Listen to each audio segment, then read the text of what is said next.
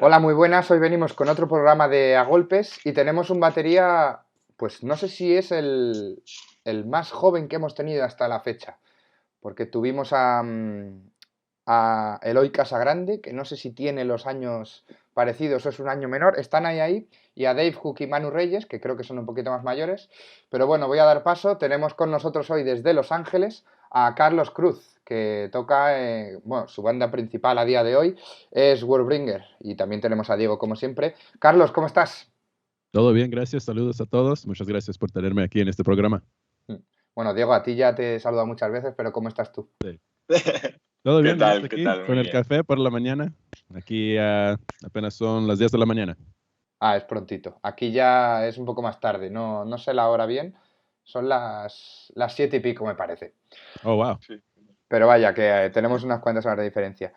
Bueno, en primer lugar, como ya he comentado en un primer momento, Carlos toca en Warbringer, pero ha tocado en muchas más bandas y lleva muchos años en el mundo de la música. Carlos, ¿podrías contar para la gente que no te conozca cómo empezaste a tocar la batería o cómo empezaste en la música? Porque, bueno, tocas más instrumentos. Sí, con la música viene de mi familia del lado de mi papá. Empezó con mi abuelito, se llama José Cruz, y él tocaba en tríos en México durante los 50s y 60s. Y murió muy joven, pero tengo su disco en mi pared aquí en mi oficina y es el único modo que lo puedo conocer de su música, pues. Ujú. Y luego mi papá toca también, toca en grupos latinos, también de México, sur de América. Mi hermana mayor también tocaba y nomás la música aquí está en nuestra familia, en nuestra casa, todo el tiempo. So if I go back to like a timeline, music was always around my household. As there's family videos at parties from as young as maybe 2 years old, where I'm sitting behind a drum set, just kind of making noise as a kid, not knowing what I'm doing.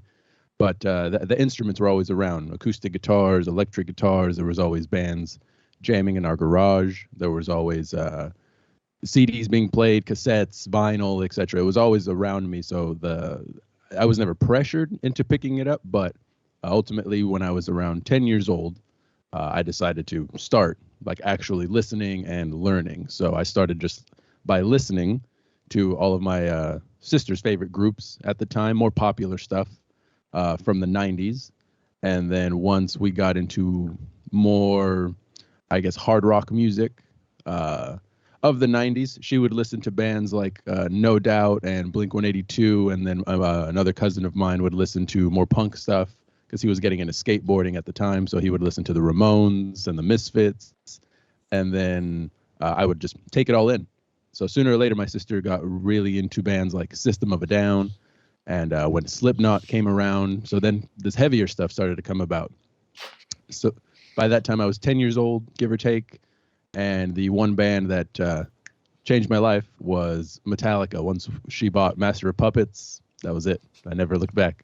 I wanted to do it and learn it all and take it more seriously. And yeah, so as of now, yeah, I've been playing seriously for over 20 years. But yeah, the music it just started in my family through just, it's in my blood. You started off learning Master Puppets on the drums? No, it would have started. It would have started probably with something way easier, something like there's a band that we all like that came out in the early 2000s called Strokes. So they're pretty straightforward, pretty rock and roll. Yeah. It's got kind of pop, kind of punk rock a little bit. So it was like you were mentioning earlier, AC/DC, where it was just something easy to play, nothing too complicated. So you start out with the basics. The Ramones, the Strokes are always there. Some of the punk stuff is a lot more straightforward, so you can learn basic beats, and then that'll translate. So then from that, I graduated to System of a Down, which is more complicated, heavier, maybe faster. And then from there, once I had learned that whole record, that Toxicity album, then I graduated and attempted to play Master of Puppets and Metallica. And then from there, it just kept evolving. So it's all self-taught by ear, just putting on headphones, listening, learning how to train my ear. What is he hitting here at this time? What's the groove he's playing? What's the kick drum doing? How did he do that fill? So with System of a Down and then Metallica, that's when double bass drumming started to come into my repertoire, and then just learning from there and going more extreme, into the Slayers, etc. And that's really how it started. Well, the people may know that the interview will be maybe the half in English y la mitad en español. Va a ser sí, un poquito Spanglish. Exacto, Spanglish, como se suele decir. Y claro, Metallica fue una banda que te marcó mucho. Yo he de decir que también soy muy fan de Metallica. A mí, mi disco favorito, y creo que en batería el más complejo, the hardest, is Justice for All. Justice for All, sí, claro que sí. Para mí es mi favorito. Y claro, una vez pasas toda tu etapa de Master of Puppets, has comentado que también después te fuiste más a Slayer u otros grupos más... Sí, más extremos o más complicados como Slayer, más pesados así, o más técnico como el Megadeth y cosas así. Y después de eso, pues empecé con música de jazz fusion, o grupos más progresivos como Fates Warning, Queensryche, Dream Theater, o más extremos como bandas de death metal como Death y Cannibal Corpse y cosas así. Sí, claro. Y tu manera de tocar o los grupos en los que has estado en tu carrera, muchos son de thrash metal, como Warbringer ahora mismo, por ejemplo. Esa música al final es la que más te gusta a ti, porque por ejemplo, también has dicho que has tocado jazz o jazz fusión. ¿Qué es lo que más te hace feliz a ti o lo que más te gusta tocar cuando estás en la batería? La mayoría del tiempo es heavy metal. So, cualquier cosa. Si toco en bandas de thrash metal, es una cosa. Se parece más a Slayer y Creator, pero también con muchos de mis amigos nomás tocamos hard rock, classic rock, cosas así de Zeppelin, Sabbath. O si estoy con otros amigos que tocan en banda de death metal, tocamos como Death y canciones así, pero de todo me gusta. Y la música favorita que cambia con el tiempo y cambia con nuevos discos que encuentro o mis amigos me mandan, algo así, muchos grupos nuevos que me gustan ahorita. Puede ser música de goth o música de hardcore o cualquier cosa que me interesa.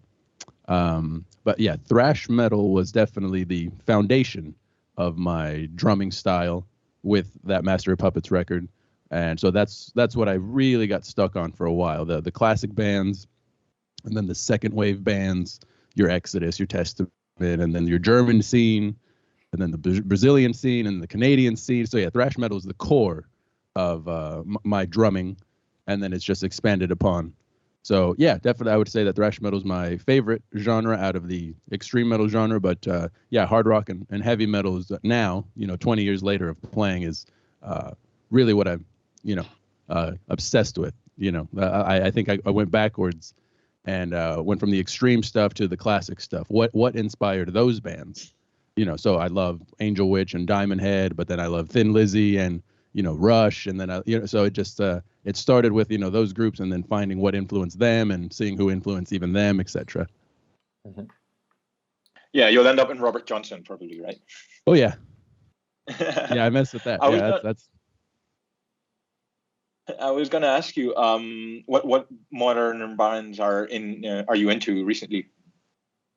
Some of the newest stuff I came across, they're all my friends actually, and they're all putting out really good music. I've got friends from LA and the Bay Area. They're in a band called Deaf Heaven. More experimental indie shoegaze. They started off, just kind of primitive black metal, but then they've been able to fuse everything, and they just came out with a new record. They're actually playing this weekend in LA. This new record is way more melodic, more I want to say, synth bass, clean guitars, really ambient, really musical. So that's a good one. On the East Coast, there's a band called Turnstile, which is more hardcore. They're on Roadrunner. Totally. Their latest album is dope. Yeah, that Glow On record is huge. Yeah, big fan of that. Super melodic, but super heavy. Not cookie cutter at all. It's like really, really good. Other buddies from Portland, they're called Unto Others, just put out a new record called Strength. They used to be called Idle Hands, and they had to change the band name to Unto Others. And they just put out a new record. So yeah, if you're into like really dark melodic music, goth style vocal, kind of like Sisters of Mercy, but the music is more traditional heavy metal. So a lot of cool harmonies, a lot of great songs. So check out that record. It's called Strength. It just came out. And talking So cool. about not bands now, but about drummers. What drummers have influenced you in your career, and which drummers are your favorite right now? Maybe they are not the same because there are a lot of new or popular drummers via Instagram or that kind of social media, you know? Sure. When I was learning, I go back to System of a Down, John Dolmayan being, one of the first ones who really taught me, new grooves, new beats, new approaches to fills. With their background being Middle Eastern and Armenian, that obviously they come from a very different culture, a very different style of rhythm. So introducing that into rock music, metal music was very interesting. And the same kind of goes for me, mi familia es de México y el ritmo de mexicanos parece diferente de los armenios, pues. Sí. So he was one of the first ones that really taught me how to play a song, in complete. And then again, it advanced to Lars Ulrich and learning puppets and lightning and justice. Really challenging, going from grooves to double bass. People have their opinions on Lars Shore, but on those first 5 records, at least, he served the song really well. And that's one of those groups that you can say what you want, but it taught everybody like their foundational skills, because maybe they're not the best players if you pick them apart, but together they're great. They write great songs that translate, and everybody can. It's easy enough to learn rhythm guitar. It's easy enough to learn the solos. It's easy enough to learn the basic beats from those first 5 Metallica records. So I always found that important for me. And then other just quintessential guys, Gar Samuelson from Megadeth, the first 2 Megadeth albums, very important to me. He taught me a lot about dynamics, taught me a lot about how to use a single foot and do a lot of cool tricks with just single foot pedal and not only relying on double bass. He taught me a lot about hi-hat dynamics, playing grooves with a tight closed hi-hat, and opening it up and creating, just like a bigger presence depending on the song. Even playing on the ride cymbal, the way he has this swing going from the body of the ride to the bell of the ride with double bass under it, things like that. He would do a lot of ghost notes. The joke is that his drum set was haunted because of all the ghost notes. You know what I mean? Yeah. So that's a very important one for me. That was probably one of the most formative in learning more complicated stuff. And then from like those guys, then I would graduate to, your Dave Lombardos, your Gene Hoglan's, and then more progressive players like Mike Portnoy and Sean Reinhardt. So that majority of players is huge. As I got older and I started listening to other kinds of music, I would try listening to new bands, kind of outside of the usual. So I was, turned on to bands like the Mars Volta, who are very progressive, but still rooted in rock music and punk rock, hardcore, post-rock, whatever you want to call it. And great drummers. They could play a 4-piece like John Bonham or Bill Ward and just destroy it. So John Theodore is a big one. I've stolen a lot of fills and a lot of a lot of cool chops from John Theodore and Thomas Pridgeon. Anybody that played in the Mars Volta, really. But yeah, there's other new groups that I came across kind of at that time for the progressive stuff. I at one point, when I was listening to more of the progressive and technical scene, I guess it was like Mars Volta, Coheed and Cambria at one point had this drummer named Chris Penny, who's really skilled, a lot of cool chops. Opeth's drummers were really cool at the time, so that I brewed there for a little bit, just to try to learn something new and kind of integrate it. But once I started from the technical thing, I kind of really dove deep into Sean Reinhardt and then into the fusion scene. Billy Cobham is huge for me, double bass. He uses his China cymbal almost like a ride. So if you listen to his debut record, it's called Spectrum. by Billy Cobham, who used to be in the Mahavishnu Orchestra with John McLaughlin. His use of double bass in jazz, unreal. How fast his single stroke fills are, insane. Something I'm still working on it myself. But all kinds of players like that. So it started off with just your basic rock solid drummers onto the metal stuff, and then it just gradually became more technical and progressive, just so I could learn the chop, and just so I could learn to listen, really attentively. So I'd like to think it's all a funnel for me, all my influences, and I pour everything on the top of the funnel, and I'm the result at the bottom. And any more modern drummers that you look up to? More recent drummers that have arose recently? I look at my peers more than anything because I love to see what everybody's doing. Everybody's, has a different path in life, and everybody's chosen, especially now, usually you saw everybody on the road and we got to hang out and do that thing on tour. And once all that stopped, then obviously, you just went to the social networks in order to stay connected and see what they're doing. So a lot of my peers that I love watching, Eloy Casagrande is one of them. It was funny. The first time I met him, I was working for him. It was a small tour on the West Coast that Sepultura was doing, and I was hired as the drum tech through a friend of mine who was their tour manager. So his name was Jeremy Kling. Jeremy Kling also plays in every band possible from the East Coast and Florida. So he's in Venom Inc. He's in The Absence. He has a new band called Inhuman Condition with Terry Butler of Obituary. So that's like a death metal band. He's a fantastic drummer. You should get him on your show as well. So Eloy was one of them, where I worked for him, and then Warbringer supported Sepultura maybe the next couple summers directly in clubs and in festivals and stuff. So we would hang out a lot, Eloy and I. And you had mentioned earlier our age. I think we're the same age now. Yeah, I believe we're both. I believe we're both 31, maybe off by a couple months or something, but we're pretty close. Some young dudes, just kind of work. So Eloy's one. My friend from that band Deaf Heaven, his name's Dan Tracy. Great player. He can sit at a 4-piece and he can just blast beat like all day. I don't know how he does it, but he's got a great sense of style. Groove is another one, but I'm definitely more impressed with that, where you can play in this extreme black metal band, play these 12-minute songs, and you literally don't have much in front of you. Instead of, all the big monster drum kits from all the big metal drummers who've got, wall to wall, he's got just condensed kick, snare, rack, floor, hi-hat, 2 crash, and a ride. That's it. Not even a China. So it's impressive. And then my brother, Pete Weber from Havoc. Yep. Definitely somebody who I've grown up with, have seen just, grow into this heavy metal monster. Absolute machine. That dude plays like that dude's a... besides a good person, just as far as his drumming is concerned, it's next level, definitely. So, so again, some of my top guys are peers of mine within the rock and the metal scene, definitely. I think I discovered you in a live show, if I'm not wrong, in a tour. I don't know if it was in 2017 when you were touring over Europe. Havoc and Warbringer could be. Yeah, definitely. Yeah, and that was the first. That was the first time I saw you playing. Cool. I started thinking, damn. I mean, he's playing in a very soft. I mean, you were playing thrash metal, but you were very relaxed. But your face showed that you were enjoying a lot. Like, sure.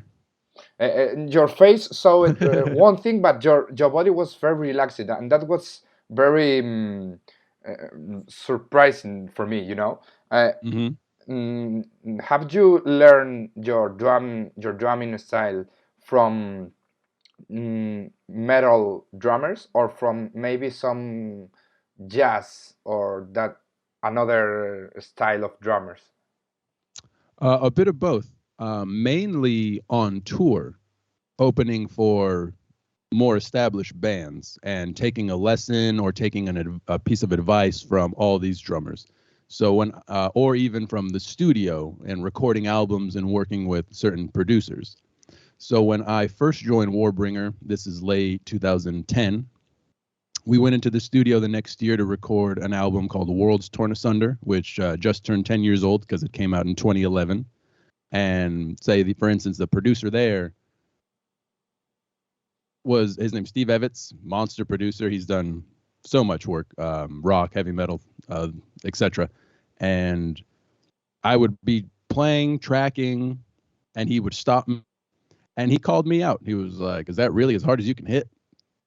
And I was taken back. I was like, "Oh, I've never had anybody ask me that," But then he showed me. He took me into the control room. He showed me on the screen. He was like, "You see this waveform? This is your snare drum, and this is a very good hit right here. Now you see this little guy right here. We need to make sure that every single other snare hit looks like this one. So every single snare hit needs to be a rim shot, just a big, loud, damn rim shot. So we have consistency." So that was in a studio environment. So that was one way of learning consistency.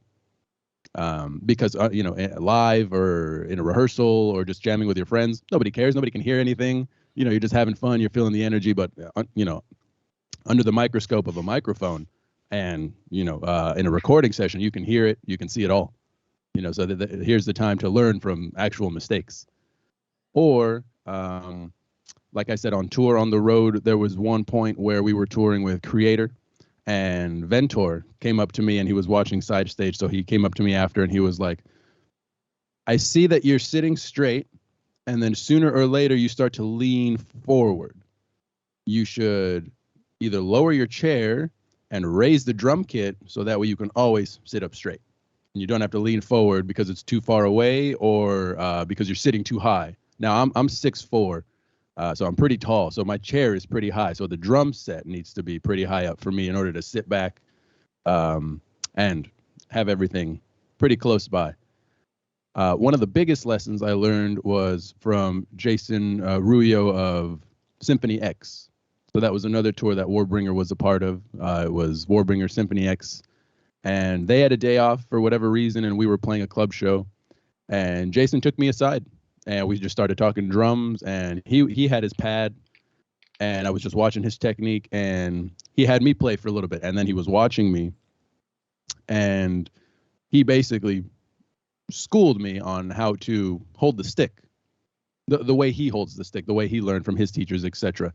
And about the fulcrum, pressure point, and between the muscle here and between the space in between your hand when you're gripping a stick, and the whipping motion, the molar technique with your wrist. And this guy completely changed the game for me. So instead of squeezing the life out of the stick and using my arm, he taught me to create space and learning the balance point of the stick and having more of a swinging motion.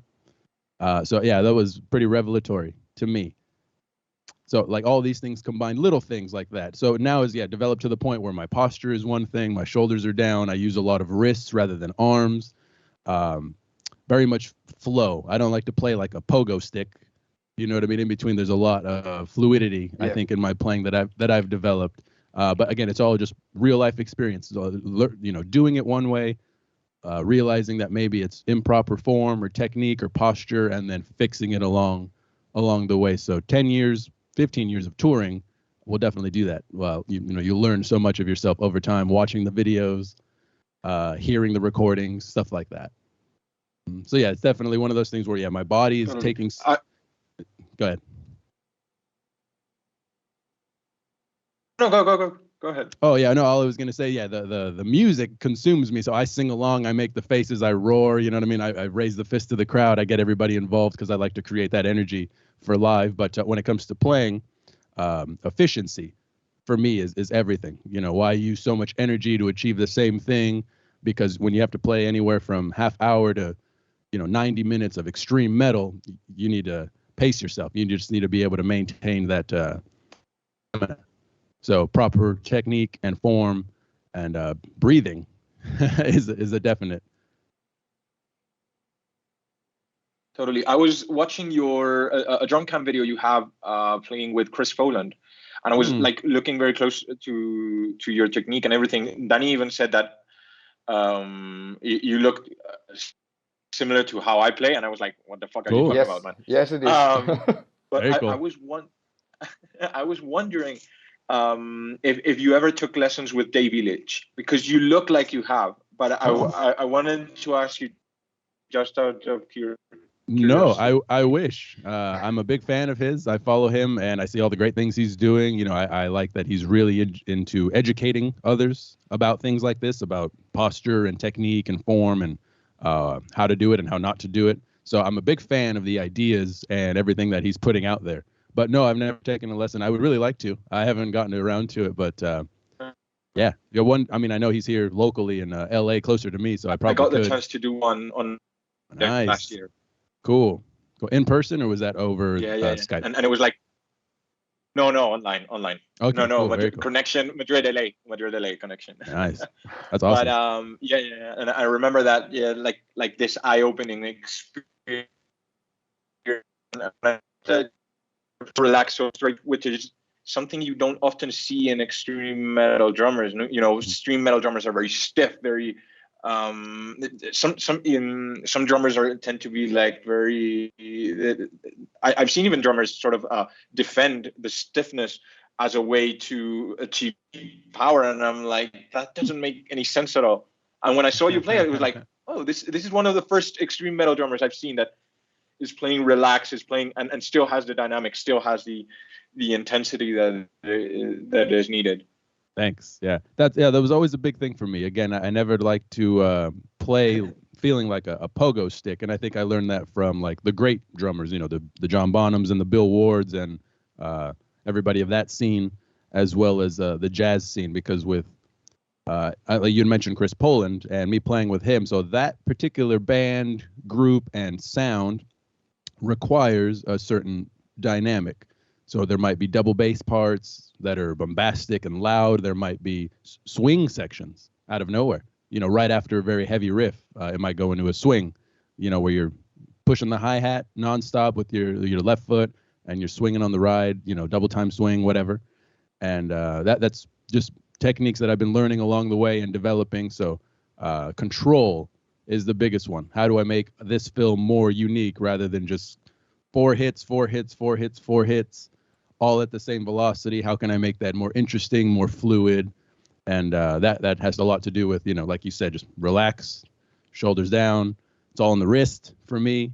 Same with the double bass, you know what I mean? I try not to tense up, keep the posture as strong as I can. Again, I'm really tall, so I have to sit a certain way so I don't feel like I have to lift my legs so high. I can do a lot of work from the knee down or just from the ankle down. So yeah, definitely, like you said, David Illich, and learning proper form, technique, etc. Very important over the course of time. You know, when you're first beginning, just play, just have fun. You know, just wreck the drum kit, make noise, piss your parents off. But when you start to take it seriously over time, then yeah, you know, obviously look into these things. And even a drummer who's been playing as long as I have, I would gladly take a lesson. I'm always open to learning more. There's always room for improvement. Nice. So I do need to give Dave a call or write an email. do so. It'll change your mind. Oh man, I could use that. It was a guru or something. I don't know. Right? Yeah.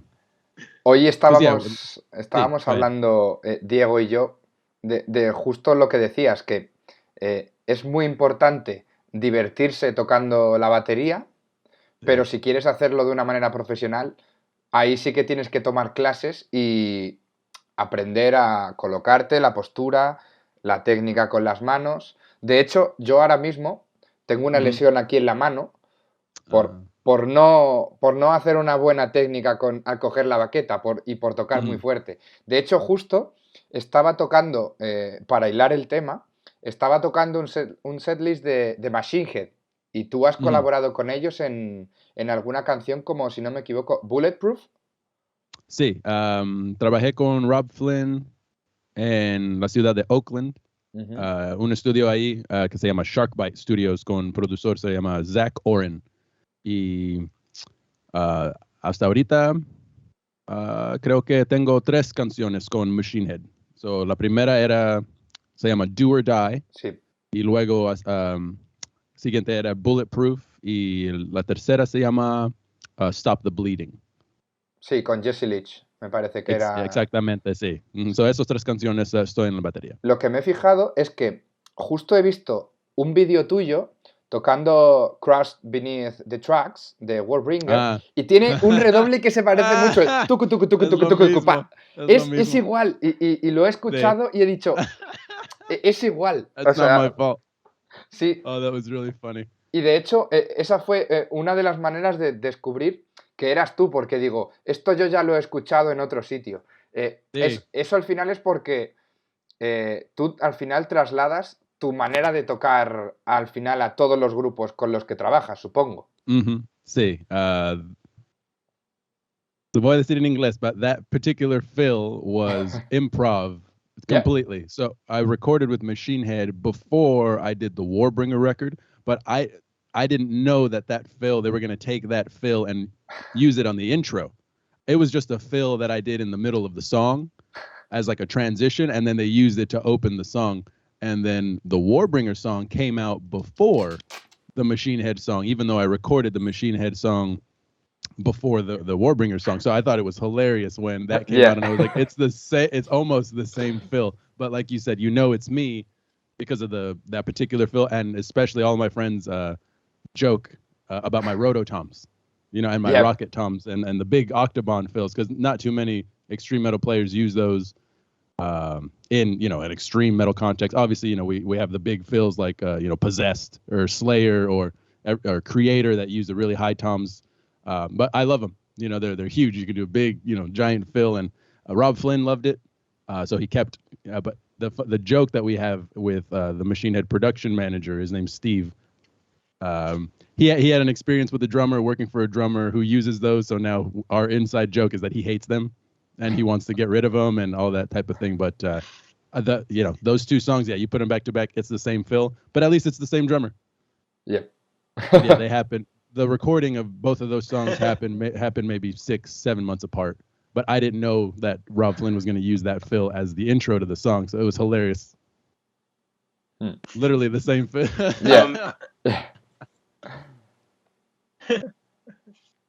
Are you more of a studio guy or a live guy? What do you prefer? More recently, studio. Yeah, more recently I've been involved either as a session musician, where the owners of the studio where Warbringer has recorded our last 2 albums. It's called West Valley Studios here in the San Fernando Valley.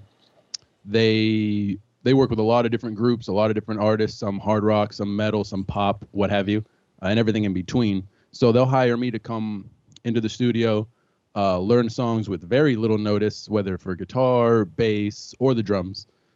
And I've gotten a lot more practice of playing in a studio environment. I think there's a very big difference between, rehearsing, jamming with your friends, playing a live show, and recording. They all have their different energies. They all have their different, basically it's its own vibe. You can kind of be careless when you're jamming with your friends. You're just trying to have fun.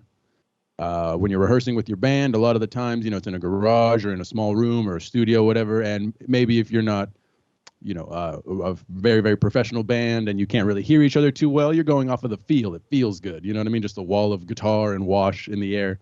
Live show, same thing. You've got, yourself on stage and the audience, big energy, a lot of movement happening.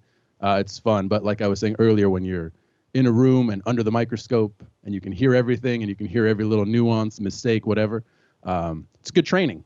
It's good training, and it translates to the other environments of rehearsing and playing live.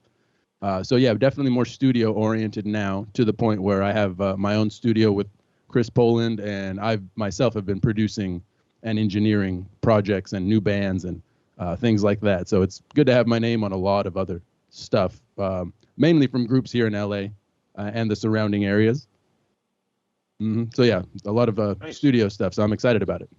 Supongo que a raíz de con la pandemia, toda la actividad en directo que tenías ya no hay, porque no hay conciertos.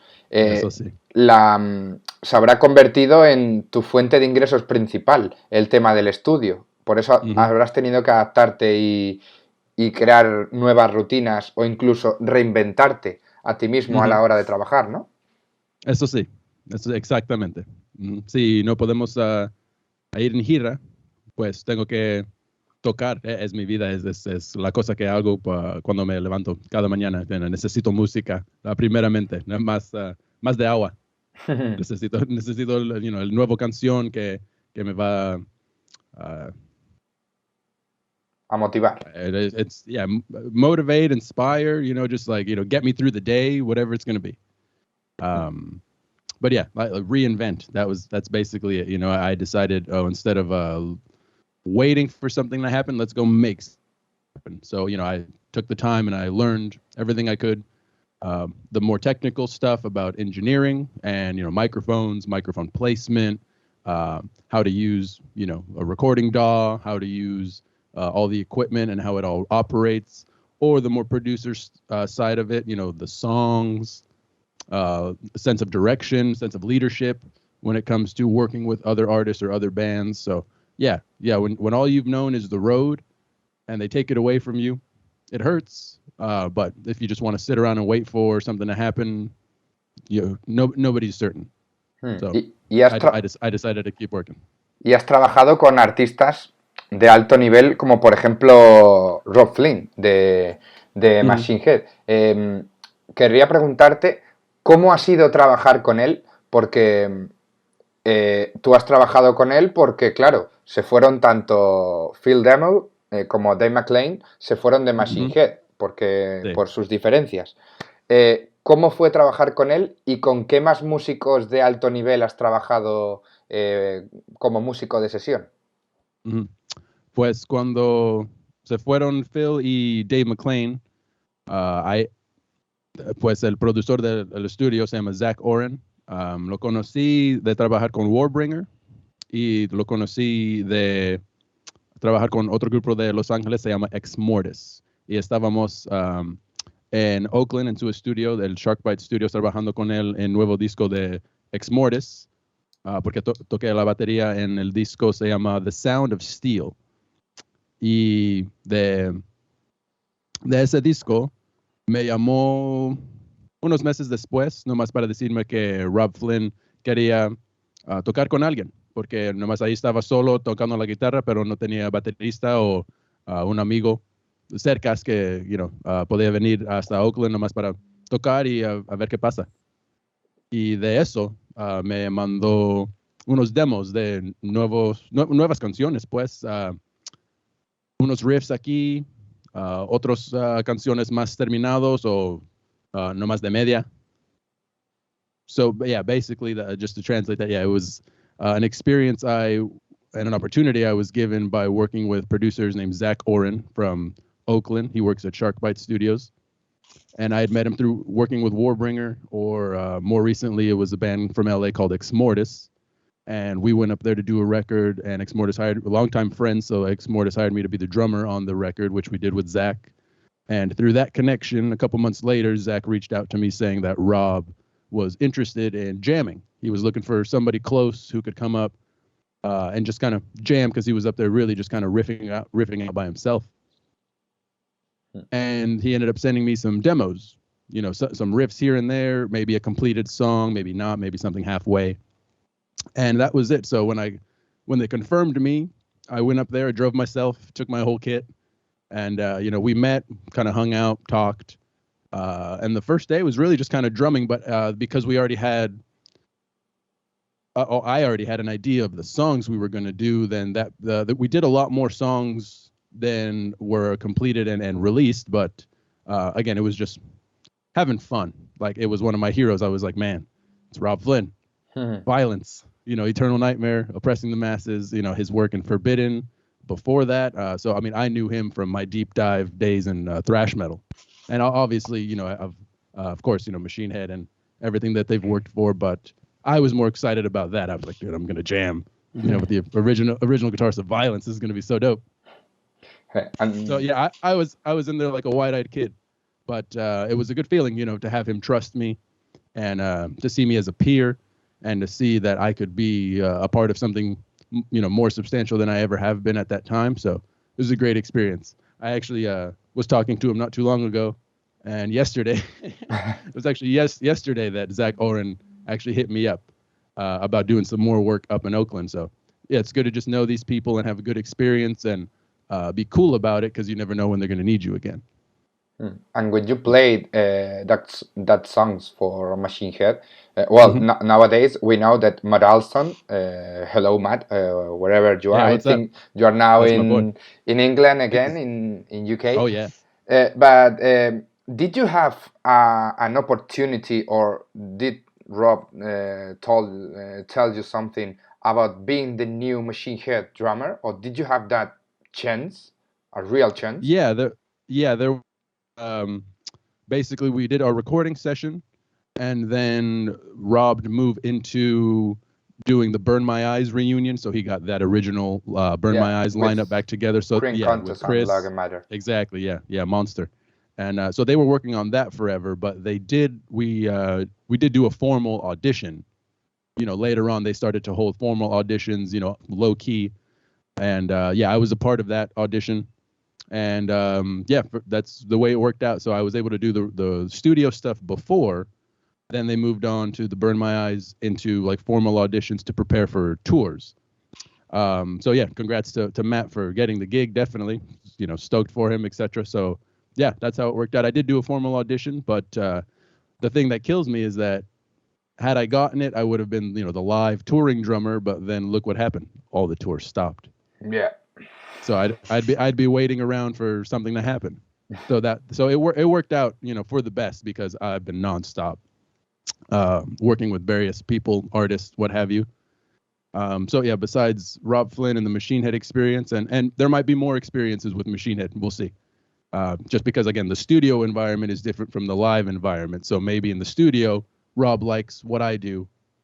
Versus Chris or Matt or whoever else you could bring in, etc. Or it's just I'm more appropriate for that song. Yeah. If you listen to Bulletproof or Do or Die, those are very extreme metal songs. Very different from what people are used to from Machine Head. But if you have a more anthemic song, a ballad or whatever, maybe another drummer is more suited. Like because there's a lot of other singles from Machine Head that are new with different drummers. So maybe the style is appropriate for those songs. So. Rob Flynn's very smart about that. Yeah, definitely. Mm-hmm. But apart from him, yes. No. Carry on. Oh, because there's a lot of lag. That time, I'm sorry. Oh, it's okay. Yeah. Danny had asked other substantial artists, and my personal favorite was when I got to be a part of Power Trip from Texas. Yeah. Peers of mine, phenomenal band. I think everybody caught on to their 2017 Nightmare Logic album, very popular record. They just wrote great songs. And again, this is a situation where my friends were in need. We had met at shows, hanging out at festivals, things like that.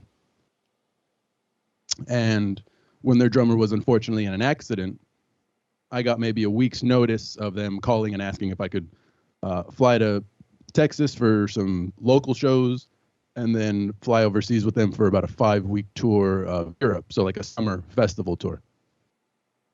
So that was a great experience. And again, you adapt to the band, the sound, the style. So for a band like Power Trip, there's no double bass allowed. So basically I'm sitting there, kick drum, snare drum, rack floor.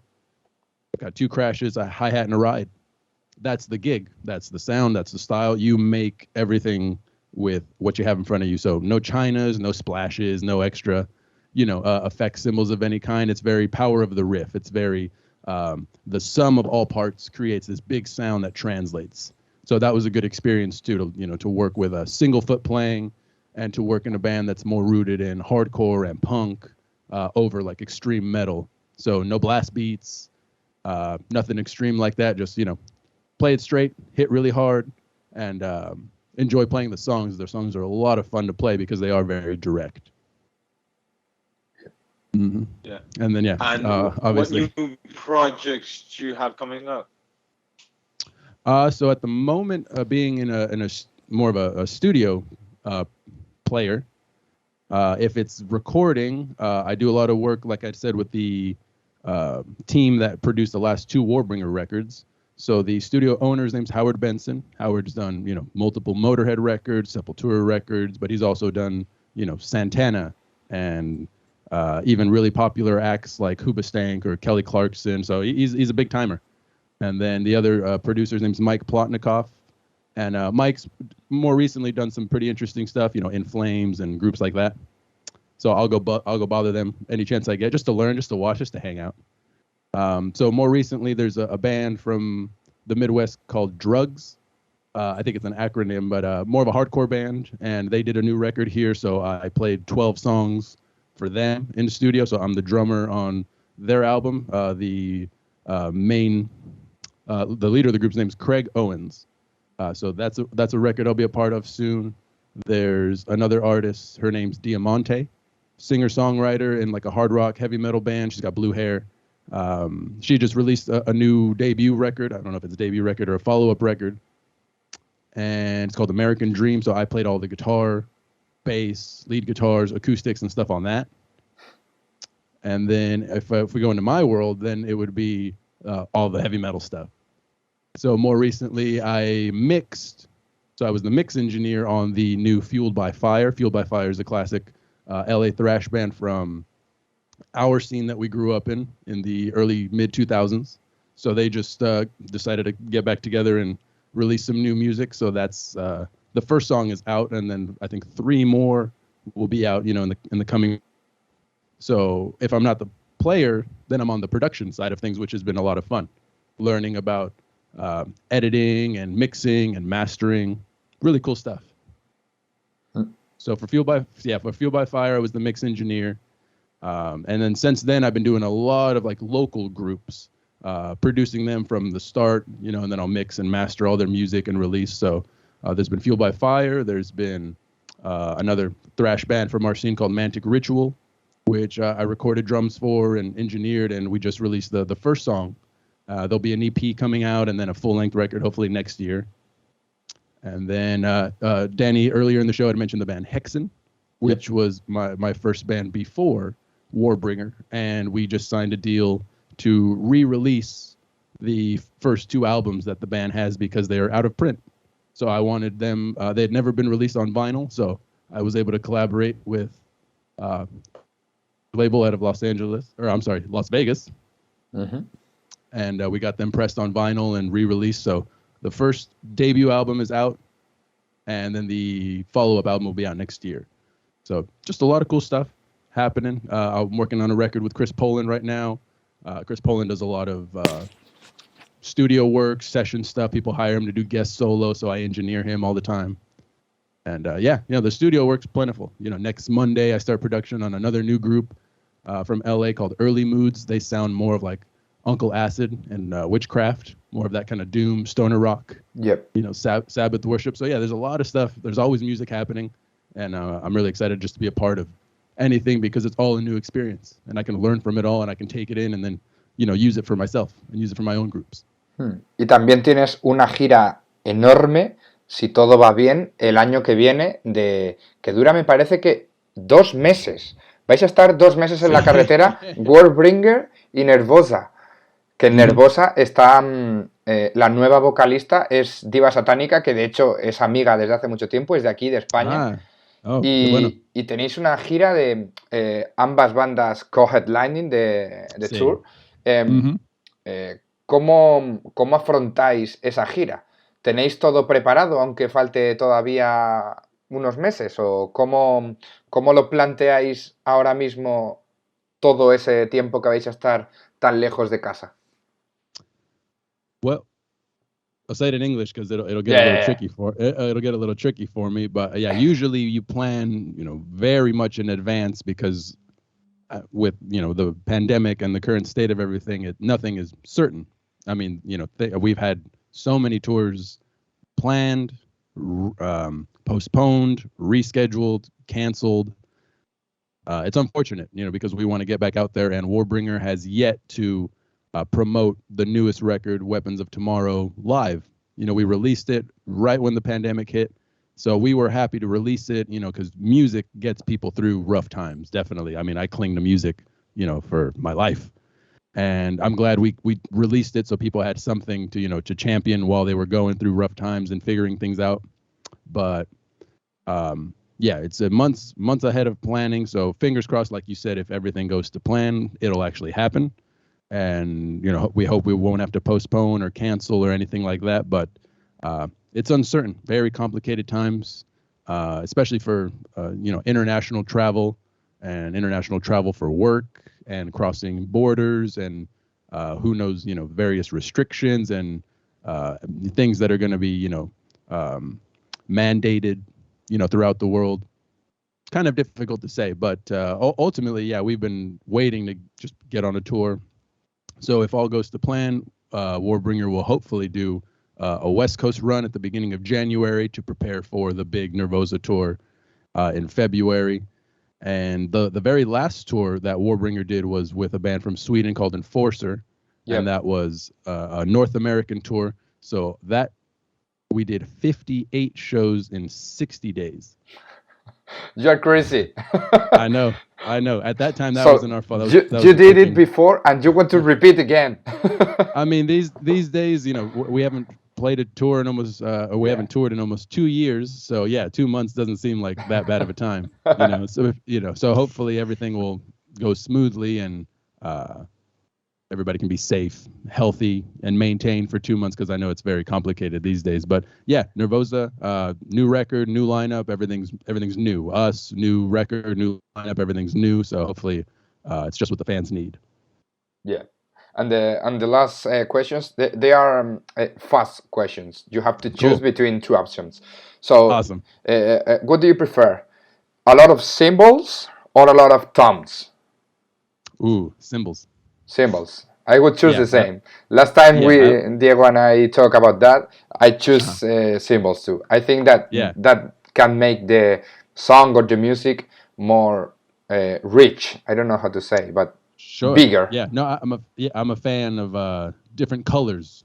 You know what I mean? On top, you know what I mean? The splashes, the mini chinas, the stacks, the double hi-hat, double ride, whatever size crashes. Yeah, I'm a big fan of more sizzle and sparkle and things like that. Because I've played long enough to where if you just give me a 4-piece kick, snare, rack, and a floor, we can make it sound big, and we can use it to the fullest. But yeah, having more cymbals is more adventurous for me. Yeah, and festivals or venues? Ooh, that's a good one. Damn. If I want the violence that we require, I'll take the clubs. And the venues, everything's more controlled and it's right there and people are in your face. But if I want to feel, and imagine greater, then yeah, festivals for sure, playing outside. My 3 favorite gigs of all time so far for myself, the first one would be Power Trip in summer of 2019 at the Download Festival, playing with Trivium and Behemoth and Slipknot, and that was a festival, outdoor, 90,000 people. Yeah. The second would be a festival. Again, these are just really big experiences that you never thought you'd have, when you start off in a garage. That's what you dream of, but to actually get there, and put in all the work and effort and, there's some luck involved as well. Right place, right time. But Warbringer did support for Megadeth and Iron Maiden here in Southern California, and again, festival, outdoor. Even though we play at 1, 2 in the afternoon, doesn't matter. It's a very big deal. So they each have their pros and they each have their moments. So yeah, if I want the violence, let's do it in the clubs. If I want to feel larger than life, then we'll take the festivals. Yeah, and the last one, if you have one of them broken in a concert. Do you prefer that the snare is broken or the kick is broken? Definitely the snare. Actually, when I play with 2 bass drums, I don't use 2 single pedals. I still use a double pedal, and I have 2 bass drums. So if I'd have better luck, well, it's happened before too, where I broke the bass drum head, and luckily I could just pull it out and switch it. You know what I mean? So I was still good to go. But yeah, I've had the beater fall off, sticks and cymbals break mid whatever, but yeah, if I had to choose between the 2, usually there's a spare snare around and it's easier to switch than move a whole kick drum around, and so yeah, I would definitely go snare. Perfect. Sometimes I've even had the bottom, whether the heat or whatever, the bottom snare just blow out, You know, and I don't notice until, you know, in the middle of the song you're raging, you don't really notice, but then you hear it. So then, yeah, it's an easier swap to have that spare right next to you. Yeah. So, well, Carlos, ha sido un placer hablar contigo. Esperamos vernos aquí en España, en la gira en febrero, que esperemos que sí se haga por fin. Y porque se canceló la gira anterior que teníais con Cruz por Europa también y fue una pena. Y nada, que desde aquí, bueno, habrás visto que Diego tiene un poco de lag en la imagen, por eso he hecho yo las últimas preguntas. Pero vaya, que ha sido un placer, tanto por mi parte como la suya, ahora se despedirá. Y vamos hablando, como creo que por el Instagram de Power Magazine hemos hablado alguna vez o te comenté alguna cosa, te comentaré por ahí cualquier cosa y vamos hablando. Diego, te toca despedirte. Carlos, muchísimas gracias. Best of luck to you and hope to see you soon here in Spain. Thank you. Yeah, likewise. Looking forward to arriving, hopefully sooner than later. Yep. So, well, thank you very much and goodbye, Carlos. Goodbye. Muchas gracias. Thank you for your time. Bye. Thank you for having me. Cheers to everybody. Al golpes. Muchas gracias. Hasta luego. Take care. Hasta luego. Bye. Pues nada. Aquí se acaba este capítulo de A Golpes. Qué bueno que se ha acordado Carlos de recordarlo en el último momento, ¿eh? Esperamos que os haya gustado esta mezcla de Spanglish y de inglés con español. Y lo dicho, nos vemos en los próximos. Hemos hablado con baterías muy buenos como Eloy Casagrande, de aquí de España Dave Hook y Manu Reyes, y quedan muchas más personalidades de la batería con las que vamos a hablar y que pronto iremos anunciando en nuestras redes sociales. Así que, lo dicho, sabéis que podéis seguirnos en nuestro Twitch, www.twitch.tv/TheMetalCircus. En Spotify, si buscáis A Golpes, encontraréis nuestro podcast y podéis suscribiros a podéis comprar, mejor dicho, Power Magazine en nuestra tienda www.themetalcircus.com/tienda. Sin más dilación, que vaya muy bien y nos vemos en el próximo podcast. ¡Hasta la próxima!